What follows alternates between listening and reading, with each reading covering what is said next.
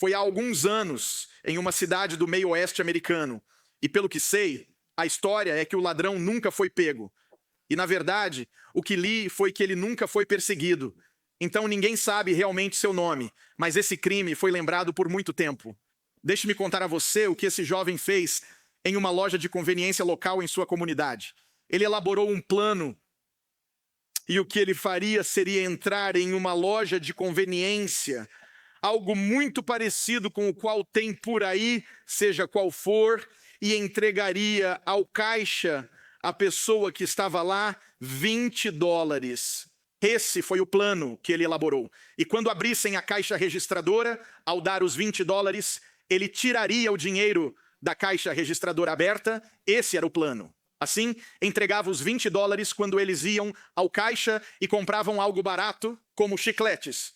E quando abriam o caixa, eram apenas $20 e, em seguida, retiravam todo o dinheiro da caixa registradora que estava lá. Assim, o plano parecia funcionar. Deu os 20 por um pacote de chicletes, mas houve um pequeno problema. Ele pegou o dinheiro e foi informado de que havia apenas $14 na caixa registradora naquele momento. Portanto, quando o crime foi cometido, houve uma perda líquida de $6 para esse criminoso. Ele perdeu $6 na compra, estava com $6 a menos. Realmente, esse é o pecado definido por um roubo mal feito. Você passa por todo esse trabalho e no final gasta sua vida, gasta seu dinheiro, gasta seu tempo e sua energia. E quando a vida termina, você fica sem dinheiro, vazio e ainda culpado. A verdade é que o pecado nunca dá o que promete. Ele sempre devolve menos do que o pecador investe. E o pecado sempre deixará você com $6 a menos. Um dos grandes escritores puritanos, Thomas Brooks, disse isso da seguinte forma. Ele disse: Satanás promete o melhor, mas paga o pior. Ele promete honra e paga com desgraça. Ele promete prazer, mas paga com dor. Ele promete lucro, mas paga com prejuízo. E ele promete a vida, mas paga com a morte. E essa palavra pecado, tentar falar sobre isso nesta época e na cultura de hoje não é uma coisa fácil, porque ninguém é culpado hoje. Portanto, é difícil para nós ouvir essas palavras de Romanos 3:23. Porque todos pecaram e destituídos estão da glória de Deus. Essas são palavras duras. Apareceu em um jornal local não faz muito tempo.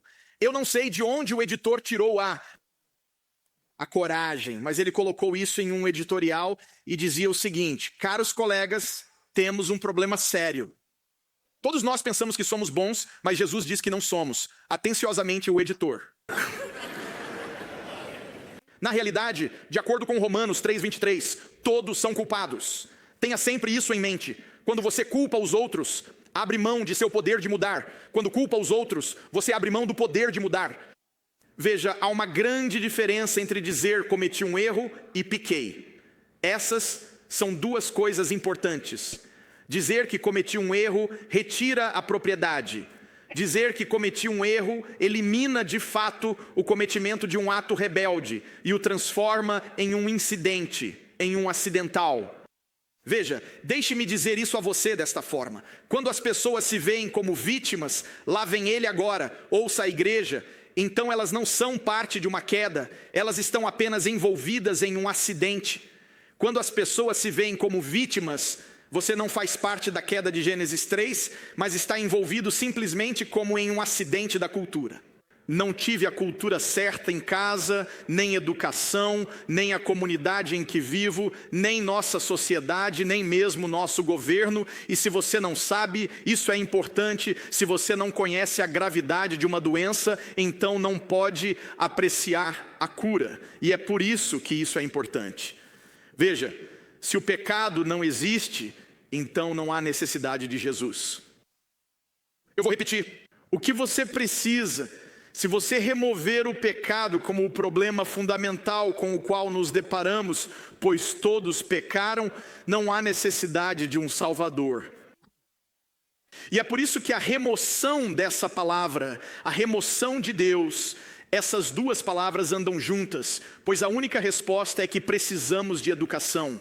Nenhuma dessas coisas é inerentemente errada. É apenas quando você acha que elas podem consertar. Veja, o pecado não é um ato, o pecado é uma condição. E essa condição só pode ser corrigida por alguém fora de nosso sistema pecaminoso. Pessoal, ouçam, é por isso que isso é tão importante. O pecado é a doença e a cruz é a cura. E é por isso que temos que entender. Então começo com uma parte fundamental aqui. O que é pecado, por um momento. Deixe-me dar a você duas definições simples, e a partir delas vamos nos tornar mais específicos com a palavra. Mas se eu puder lhe dizer isso da forma mais simples possível, o pecado é a falha em fazer o que é certo. É tão simples quanto a definição. O que Deus e a Bíblia basicamente estabelecem é o que é certo. Uma das grandes definições de pecado que li vem de um dos primeiros pais da igreja, Inácio, que definiu o pecado assim. Ouça o que ele disse: o pecado é recusar-se a acreditar que Deus quer o meu melhor, a minha felicidade e a minha realização. Sou eu quem começa a escolher isso. E o apóstolo Paulo, nos próximos momentos, vou mostrar-lhes através de Romanos, que se vivermos dessa forma, se vivermos em pecado, veremos que a caixa registradora está sempre vazia. Sempre faltam $6 para viver esse tipo de vida, para dizer que não há Deus, não há pecado, e portanto vou em frente e escolho o que me fará feliz e o que me satisfará. Quando digo que sempre faltam $6, a perda é muito maior. É uma perda catastrófica. E de fato Paulo vai lhe mostrar ao longo dos primeiros capítulos de Romanos o terrível poder do pecado e por que não se pode brincar com ele. E por que essa palavra é tão importante? É por isso que não existe pecado pequeno. Ouça-me com atenção. Pequenos pecados se tornam grandes pecados quando são vistos como pequenos pecados. E isso é o mais importante. Nós o chamamos pelo que ele é ou pelo que a Bíblia diz. Não o higienizamos. Algumas pessoas querem chamá-lo de caso, mas a Bíblia o chama de adultério. Alguns chamam isso de escolha da mulher, a Bíblia chama isso de assassinato de uma criança não nascida. A Bíblia, como as pessoas a chamam, é apenas uma mentira branca. E a Bíblia dirá: não, isso é mentira. A sociedade dirá que é fazer uma limpa neles. E a Bíblia diz que não, isso se chama roubo. E é por isso que não podemos brincar com o senso comum. Não se pode mudar o rótulo dessas coisas. Enquanto o homem chama isso de acidente, Deus o chamará de abominação. O homem chamará isso de erro e Deus chamará de cegueira. O homem a chama de defeito, Deus a chama de doença. O homem chama isso de chance, Deus chama isso de escolha. O homem chama isso de fascinação, Deus o chama de fatalidade. O homem a chama de enfermidade, Deus chama isso de iniquidade. O homem chama isso de liberdade, Deus chama isso de ilegalidade. O homem chama isso de erro, Deus chama isso de loucura. O homem chama isso de fraqueza, Deus chama isso de intencionalidade. Não vamos higienizar isso. Vamos voltar à Bíblia e ver o que a palavra de Deus nos diz sobre o que é o pecado. Você pode transformá-lo da maneira que quiser, mas ainda assim ele acaba sendo pecado. Minha mãe está agora com 101 anos de idade e antes de termos que colocá-la, ela era meus pais, meu pai e minha mãe. Meu pai que está no céu e os pais do pastor Gary e Kelly, os Wilkersons, tinham um ótimo relacionamento. Assim, minha mãe é a última do quarteto que logo estará com eles. Mas antes de termos que colocá-la em uma residência assistida, minha mãe estava morando com minha irmã e alguém deu de presente para minha irmã, que tem 3 cachorros, uns biscoitos caros para cachorros de alguma padaria, e minha irmã simplesmente os colocou em uma caixa de biscoitos caros para cachorros com um laço e uma caixa. Parecia uma padaria de Nova York. Estava embrulhado com barbante vermelho e branco. Ele foi colocado no balcão porque minha irmã teve que sair e voltou. E lá estava minha mãe com uma xícara de café, comendo os biscoitos de cachorro na mesa. E ela disse à minha irmã, ela disse: ei, não sei em que padaria você comprou esses biscoitos, mas eles são horríveis. Ela disse que eu tinha que mergulhá-los no café só para poder mordê-los. Mas ela disse que não importava o que eu fizesse, eles ainda eram ruins. E eu só pensava na minha mãe sentada ali, molhando biscoitos de cachorro no café. Eis o que comecei a perceber, pessoal. Ouçam. E não se trata de pecado. Você pode mergulhá-lo em qualquer coisa que quiser. Ele não sairá mudado. Você pode mergulhá-lo no politicamente correto. Você pode mergulhá-lo na sociedade engajada. Você pode mergulhá-lo em sua universidade. Toda vez que for lançado, será pecado e será perigoso. Mas Deus pode libertá-lo hoje neste lugar. Veja, quando o pecado não existe, então todo desejo interior é correto e legítimo. Ouça, isso é muito importante, não perca essa parte. Marcos 7:21 diz: porque do interior do coração dos homens saem os maus pensamentos, os adultérios, as fornicações, os homicídios. Ele disse que todas essas coisas procedem de dentro. Os furtos, a avareza, as maldades, o engano, a dissolução, a inveja, a blasfêmia, a soberba, a loucura. Ele disse que todas essas coisas vêm de dentro. Portanto, quando não chamamos as coisas de pecado, tudo o que está em nosso coração se torna legítimo e aceitável. E devido ao poder de consumo do pecado, não existem pecados pequenos. O pecado é séptico, é catastrófico, é tóxico. Trata-se de uma pandemia global em que todos foram infectados. Se o apóstolo Paulo tuitasse os versículos que estamos prestes a lhes dar hoje, ele seria banido da mídia social. Mas Paulo não pede desculpas. Ele nos diz que o pecado foi uma epidemia no livro de Gênesis, com o início da raça humana, e depois se tornou uma pandemia à medida que a população cresceu e cobriu o globo. E Paulo começa imediatamente com um dos maiores mitos de nossos tempos, e o aniquila no versículo 18. Ouça o que ele diz em Romanos 7:18. Se Paulo tivesse tuitado isso, porque eu sei que nada de bom habita em mim. Pessoal, isso é muito importante porque o homem leva muito tempo para chegar a essa conclusão. E é desse mito da bondade do homem que deriva a pergunta errônea: por que coisas ruins acontecem com pessoas boas?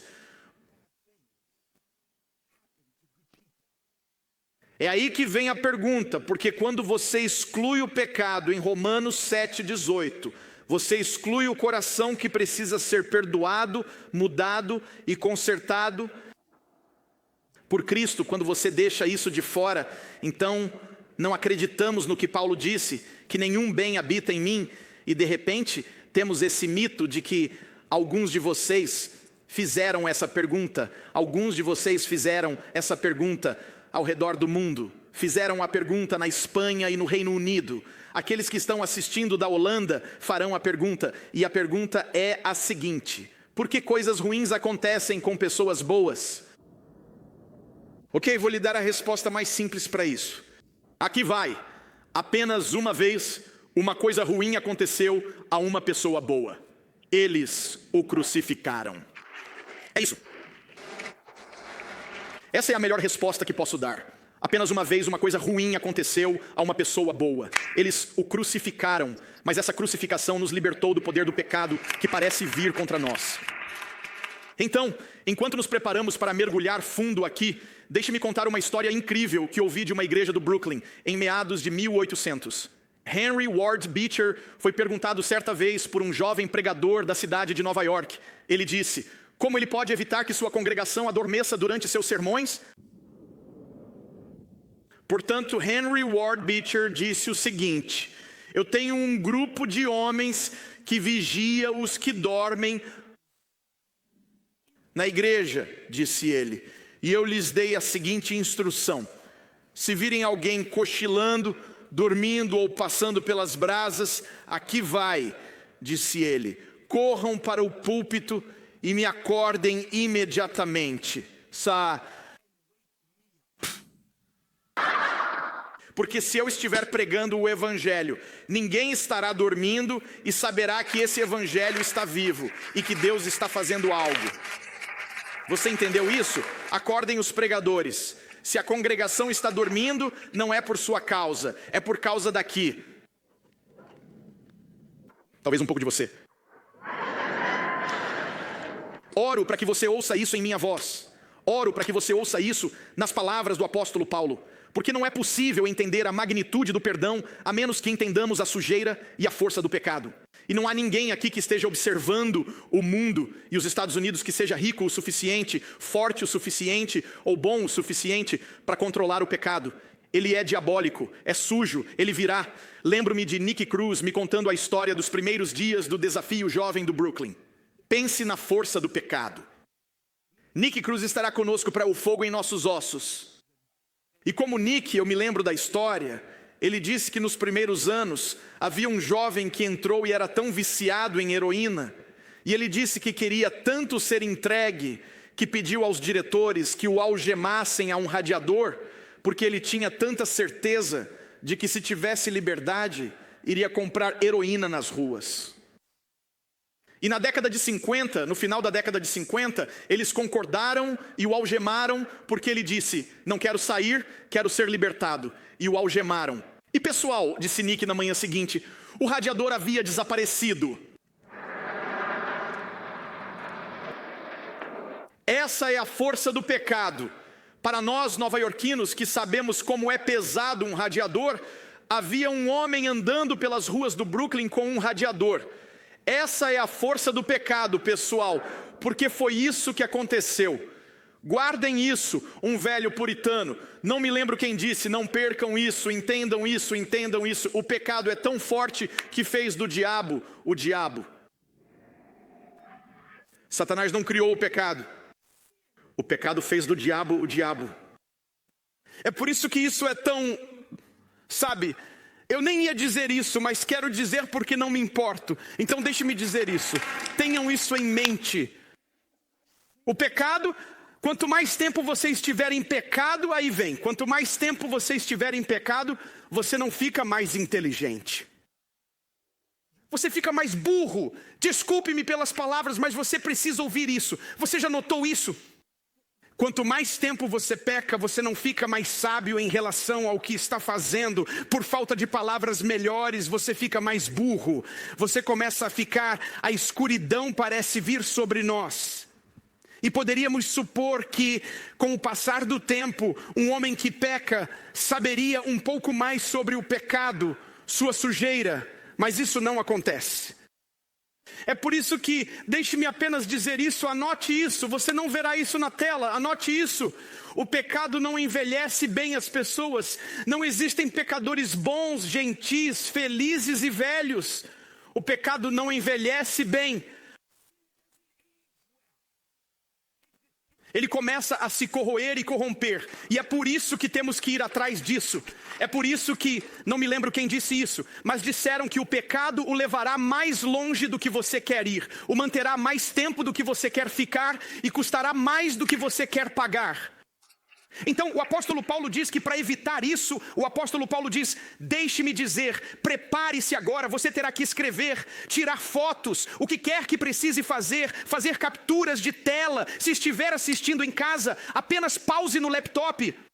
O que você precisar fazer, deixe-me mostrar rapidamente a descrição que Paulo faz dessa pandemia mortal chamada pecado que está cobrindo o planeta. Aqui está a descrição de Romanos. Ele diz, em primeiro lugar, que o pecado é um residente. Ele está vivendo em mim. Veja isso em Romanos 7,17. De maneira que agora já não sou eu que faço isto, mas o pecado, onde está? Que habita em mim. Minha vida é uma casa e o pecado entra para administrar essa casa. O pecado é um morador, é um residente e o pecado vive em mim. Mas Paulo diz que não é só isso. O pecado é meu carcereiro. Ouça isso, mas vejo outra lei atuando nos membros do meu corpo, guerreando contra a lei da minha mente, tornando-me o quê? Prisioneiro da lei do pecado que atua em meus membros. Ele diz que o pecado é o carcereiro. Estou acorrentado, estou algemado. Ele também chama isso de pecado. E pessoal, este é o que começou a me deixar realmente sóbrio. O pecado é um varejista. Eu fui vendido ao pecado. Ouçam isso. Romanos 7,14. Sabemos que a lei é espiritual, eu contudo não o sou. E aqui está. Pois fui vendido como escravo ao pecado. O que isso significa? Aqui vai, que de acordo com o pecado e o inimigo, você é apenas uma peça de mercadoria. O pecado me vendeu. O pecado me vendeu a luxúria. O pecado me vendeu a raiva. O pecado nos vende a insanidade. Vende-nos a depressão. Vende-nos a escravidão. Quando estou em pecado, sou apenas uma peça de mercadoria. Mas isso não é suficiente. Paulo diz, deixe-me aprofundar em Romanos 6, logo antes. Ele diz que o pecado é um tirano. Portanto, não permita que o pecado reine em seu corpo mortal, de modo que você obedeça à sua luxúria maligna. Essa palavra reinar significa agir como um ditador. O pecado não é apenas meu mestre, é um tirano. É um ditador. É o meu próprio Kim Jong-un da alma que quer vir e fazer sua própria vontade pessoal em minha vida. Não consigo nem controlar. Paulo diz isso. E finalmente o pecado é um peso esmagador que nos pesa. Romanos 3,9, judeus quanto gentios estão debaixo do pecado. Aqui está a palavra, o poder do pecado. Estamos sob seu domínio esmagador, como se uma pedra estivesse em cima de nós. E não podemos respirar, nos mover e agir como queremos, porque estamos sendo esmagados pelo peso do pecado. E finalmente o pecado é uma doença que se espalha. Romanos 5,20, esquecemos a primeira parte desse versículo e conhecemos a segunda parte, onde aumentou o pecado, transbordou a graça. Essa palavra abundar significa espalhar, é a palavra usada para uma doença horrível que foi passada para nós e pela qual fomos infectados. Pessoal, é isso que ele diz. Ele diz que o pecado são todas essas coisas que parecem vir até nós e querem nos controlar. E é por isso que, quando você fala sobre o pecado como pastor, se estiver assistindo como líder, é nosso trabalho falar contra isso, porque é muito dominante contra as pessoas. É por isso que o grande evangelista americano Billy Sunday disse bem quando falou sobre o pecado. Ele disse, sou contra o pecado. Vou chutá-lo enquanto tiver um pé, lutarei com ele enquanto tiver um punho. Eu lhe darei uma cabeçada enquanto tiver uma cabeça. Vou mordê-lo enquanto tiver um dente. Mas quando eu estiver velho, sem punhos, sem pés e sem dentes, vou usar minhas gengivas até voltar para a glória.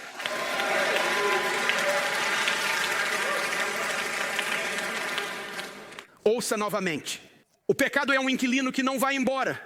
O pecado é uma doença que parece infectar a todos. O pecado é um tirano que não me solta. O pecado é um carcereiro que me acorrentou. O pecado é um comerciante que nos vendeu como mercadoria. E o pecado é um peso esmagador. Veja as palavras. Deixe-os penetrar. Ele não vai embora, não importa quantas vezes eu o expulsei. Aí vem ele, é pecado, ele me trai, ele me oprime, ele me mantém cativo, ele me infecta e a outros. Ele é um ditador feio e me maltrata. Isso é o que Paulo diz, isso é o que Paulo descreve.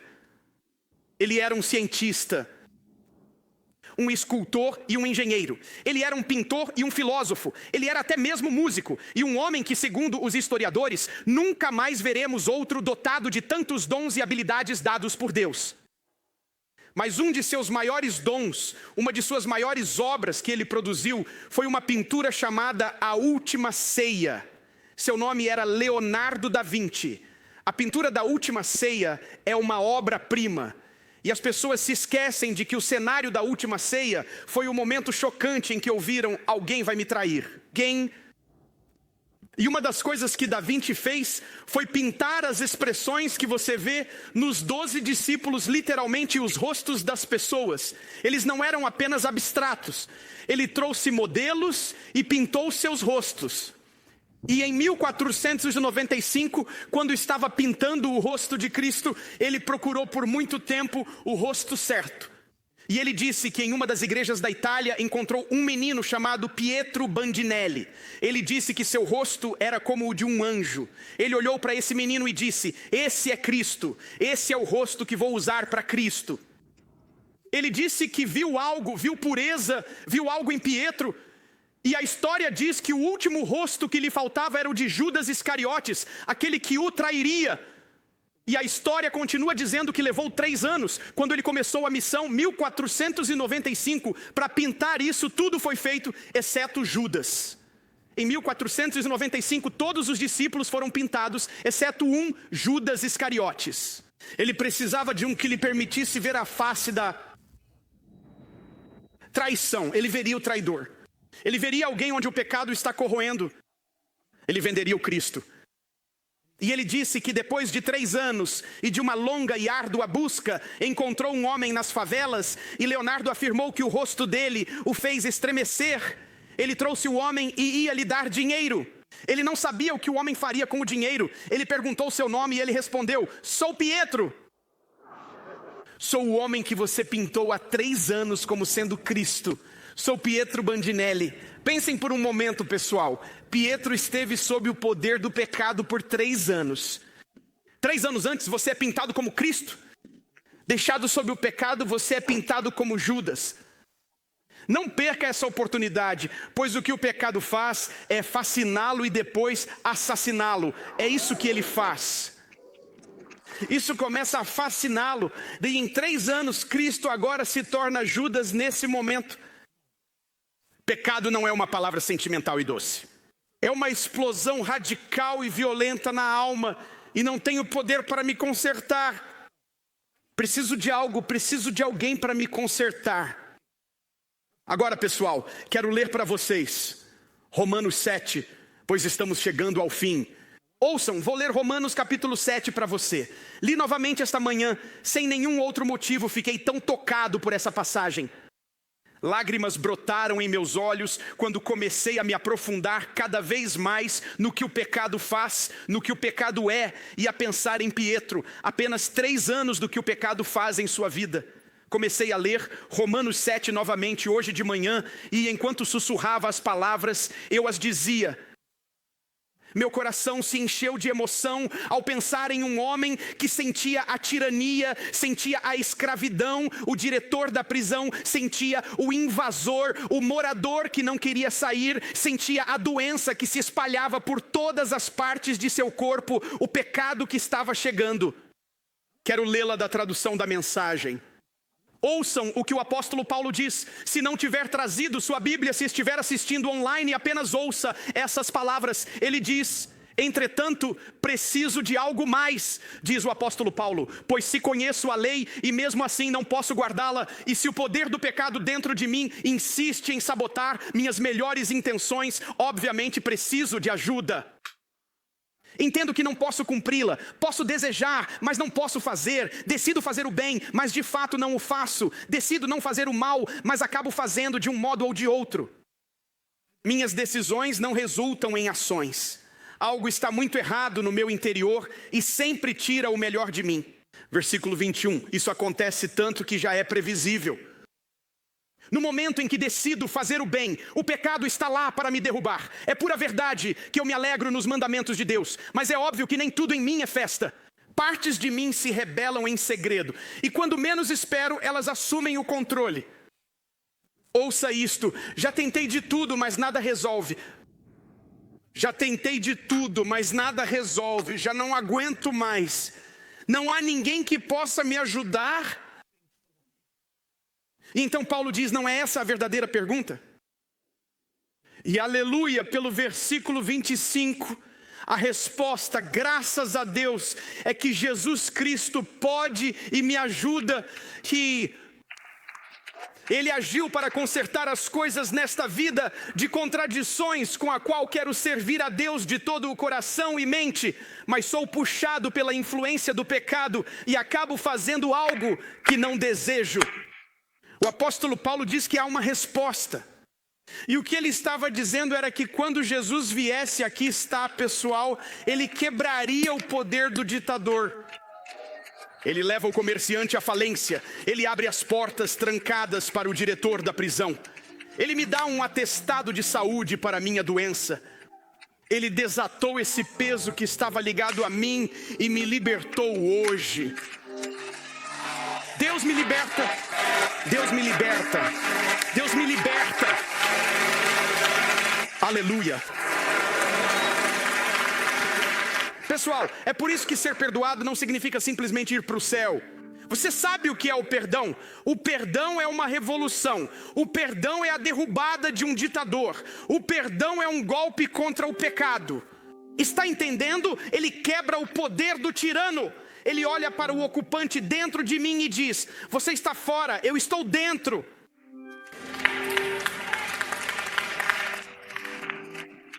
Tinha um amigo que costumava dizer: vou falar com as senhoras por um instante. Ele disse: você já teve um antigo namorado de quem tentou se livrar e ele não queria ir embora? Ele diz: o que você faz quando tem isso? Você diz tipo: estamos separados, rompidos. Alguns de vocês podem estar sentados aqui e dizer: sim, ele está. O que vocês fazem? Senhoras, ouçam. O que fazer quando você tem um antigo namorado que não quer ir embora? Aí vem, aí está, isso é profundo. Arranje um namorado maior. Porque quando ele aparece, o antigo namorado não pode ficar por perto. Estou lhe dizendo, quando Jesus aparece em nosso coração, ele entra em nosso coração e em nossa vida, fala com o pecado e diz: não há espaço para nós dois. Você precisa ir embora, tirano. Você precisa ir embora, ditador. Você precisa ir, doença. Você está se mudando. Alguém está se mudando. E Jesus vai, e não sou eu. Adivinhe quem está deixando este coração. Adivinhe quem está deixando este lugar. É Jesus que entra. Aleluia. Se você está aqui e não é cristão, Jesus quer entrar. E é hora de o pecado sair. E se você é cristão e ainda está sob o peso esmagador e o tirano do pecado, é hora de expulsá-los. Ouça-me. Moça, seu pulso poderia ser cortado. E ele está aqui para vir não apenas perdoá-la, mas libertá-la. Você é valioso para ele, valioso. O pecado devasta. Ele muda você profundamente e depois segue seu próprio caminho apenas para vir e aprofundar a dor e o esmagamento. Jesus esmaga o pecado.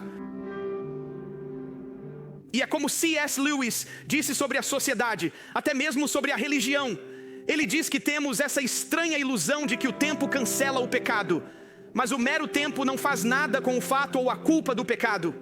Você sabe o que esmaga o pecado? Aqui está, 1 João 3,8. A razão pela qual o Filho de Deus apareceu foi para destruir a obra do diabo. Foi por isso que ele veio.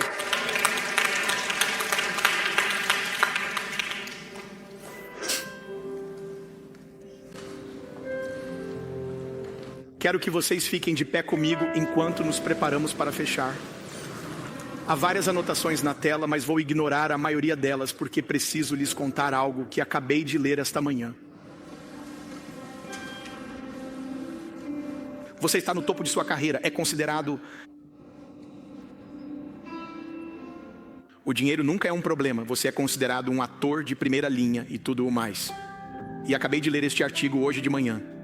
Não tinha a intenção de lê-lo, mas acabei de lê-lo esta manhã. Ele era considerado tão importante e o auge de sua carreira que foi nomeado cavaleiro pela rainha. Sir Anthony Hopkins, considerado um dos maiores atores de Hollywood da Inglaterra.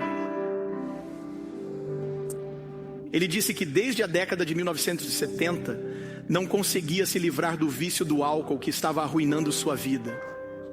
E disse que, recentemente, sentou-se em uma reunião do AA, esse homem cujo dinheiro não é um problema, com os pés e as mãos no Hollywood Boulevard.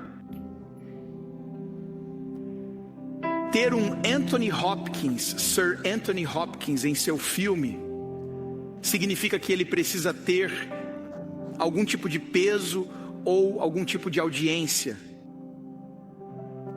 Ele está sentado em uma reunião dos AA, falando sobre aquele momento em que você tem que ser brutalmente honesto.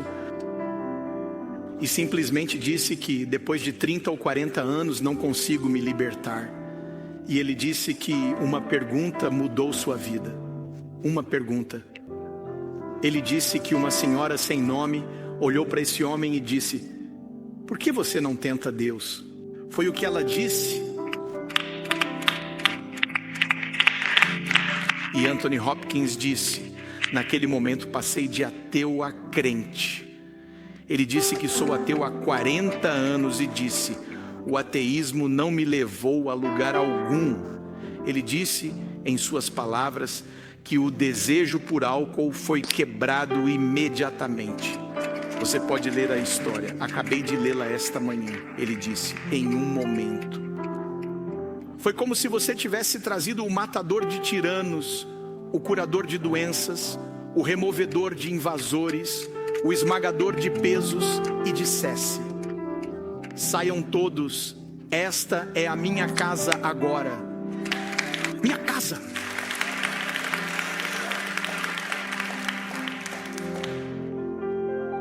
Portanto, Romanos 7 termina com essa pergunta surpreendente: há alguma esperança? E ele nos dá apenas um breve momento. Deixe-me ler para você o que Romanos 8 diz, porque até que você pare em Romanos 7 e diga: eu sou um pecador. Se não for pecado, então você não precisa de Jesus. Deixe-me dizer isso novamente. Seja qual for o seu nome, se você não o chama, então você não precisa de um Salvador. A doença é o pecado. A cura é Cristo e sua cruz. Mas se não admitirmos que é pecado, então começa com isso.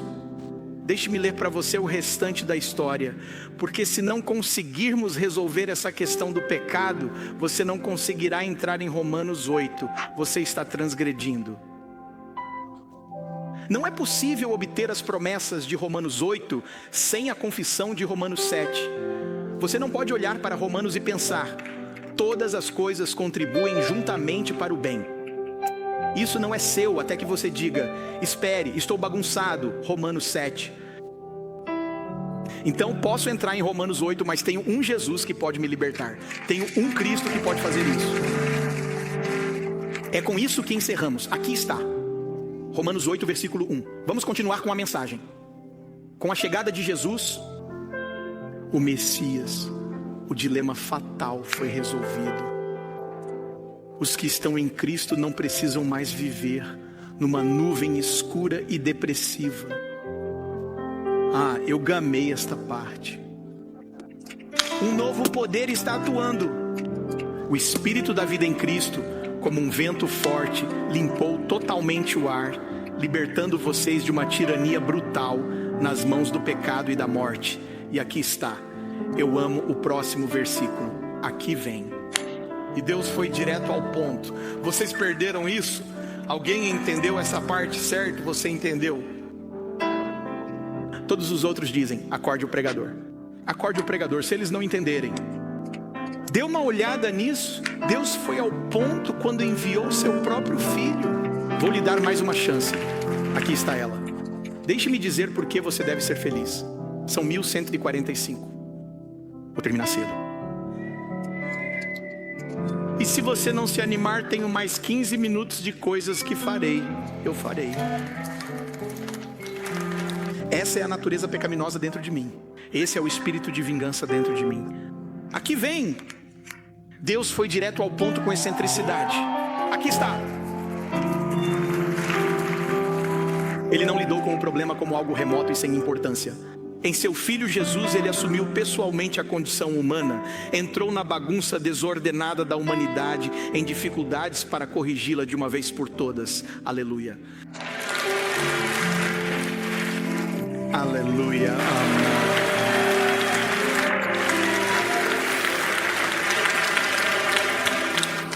Ele entrou na minha bagunça desordenada. Uma bagunça de humanidade em dificuldades para consertar tudo de uma vez por todas. Quando Adão pecou, ele fugiu de Deus. Mas quando um pecador crê, ele volta para ele. É isso que acontece. Ele volta para ele. É isso aí. É aí que tudo começa. Então hoje, se você está aqui hoje e pode dizer: cara, Eu sou um de aqueles que luta para sobreviver. Tenho uma mente desordenada. Por fora eu ganho dinheiro. Tenho a bolsa de estudos. Estou na Universidade de Fordham. Estou na NYU. Estou aqui hoje. Estou no escritório principal. Estou na Broadway. Estou na lista A. Assim como Anthony Hopkins, você pode ir e não conseguir lidar com o tirano, o peso, a doença, o residente em seu. Você não é forte o suficiente, rico o suficiente, inteligente o suficiente. Você precisa de ajuda. O nome dele é Jesus. É isso que eu...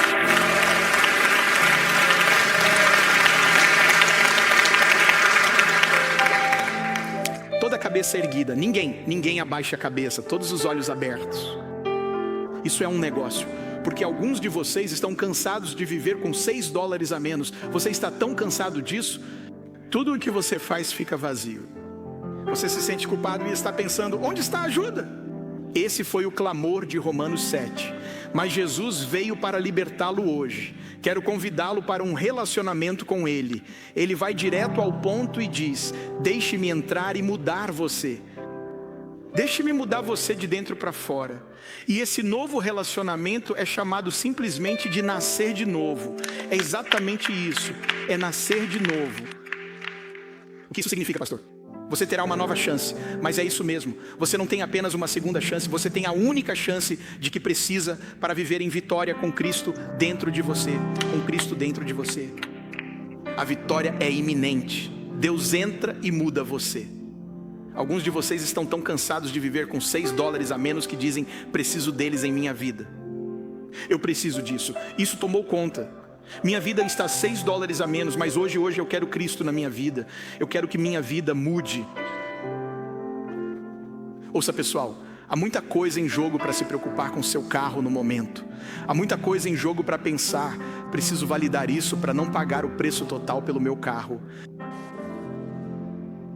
Há muita coisa em jogo aqui, há a eternidade em jogo, o resto de sua vida. Vocês que são mais velhos e estão percebendo o que o pecado fez e agora estão começando a pensar, preciso de ajuda, preciso de Jesus. Não é a igreja de Times Square, não é a religião, eu preciso de Jesus.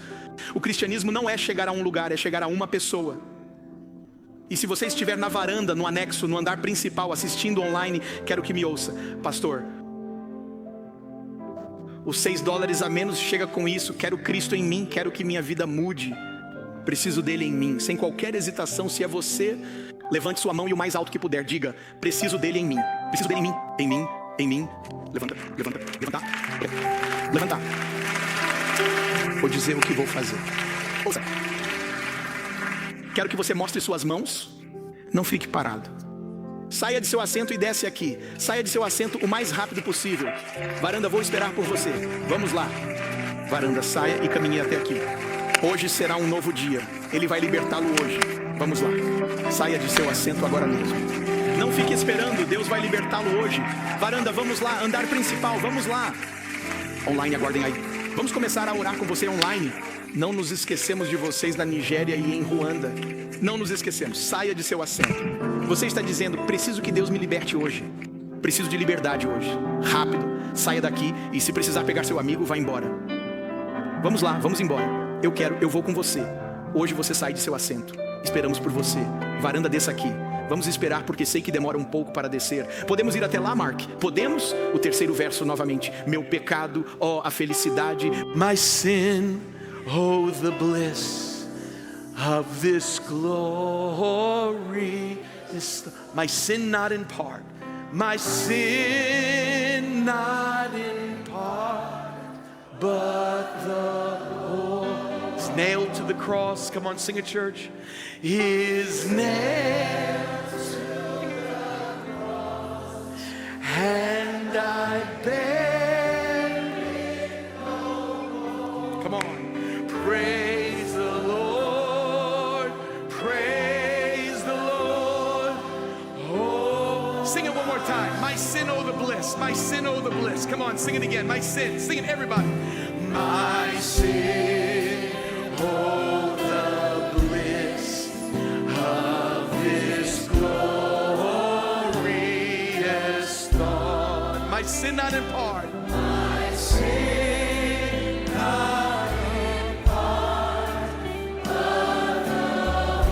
Nailed to the cross. Come on, sing it Times Square. Sing it online. He's nailed to the cross. One thing going on. And I bear it no more. Praise the Lord. Praise We're gonna sing that one verse. We're going up. Let's sing about the rapture. And Lord, haste the day. Come on, church.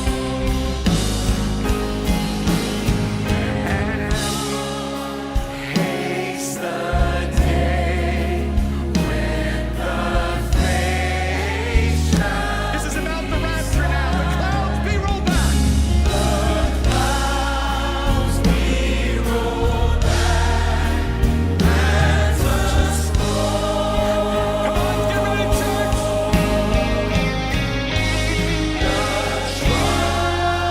Shall resound, and the Lord shall be said. Even so, it is well with my soul. Sing it as well. Everybody in this place.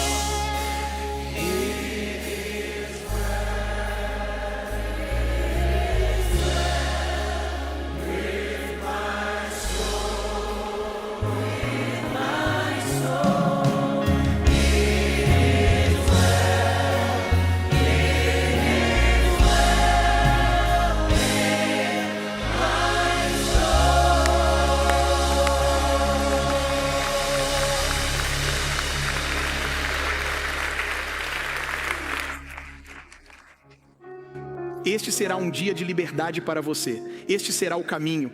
Eu vi você quando estava entrando esta noite. Eu o vi quando estava entrando. Estou muito feliz por vê-lo aqui.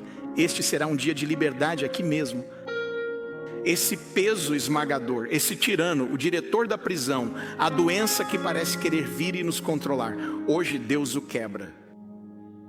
Começa com um novo nascimento. Cristo entra como o certo siga-me, não apenas como o residente, mas como o presidente.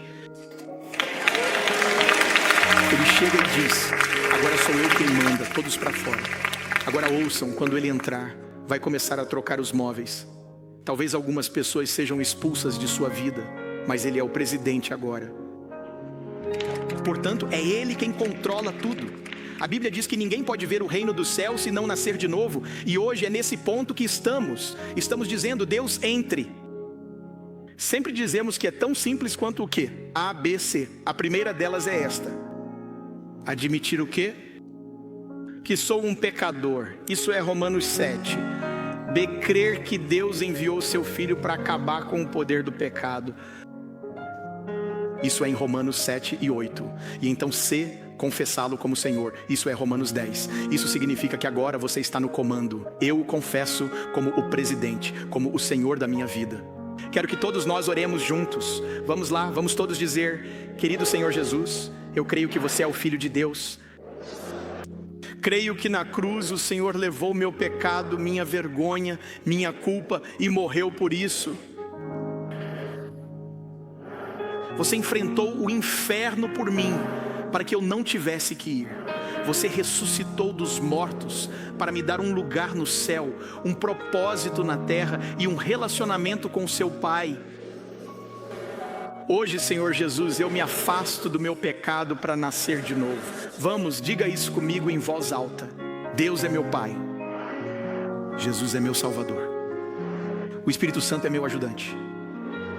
A Bíblia é o meu guia e o céu é o meu lar. Em nome de Jesus, e todos disseram amém e amém.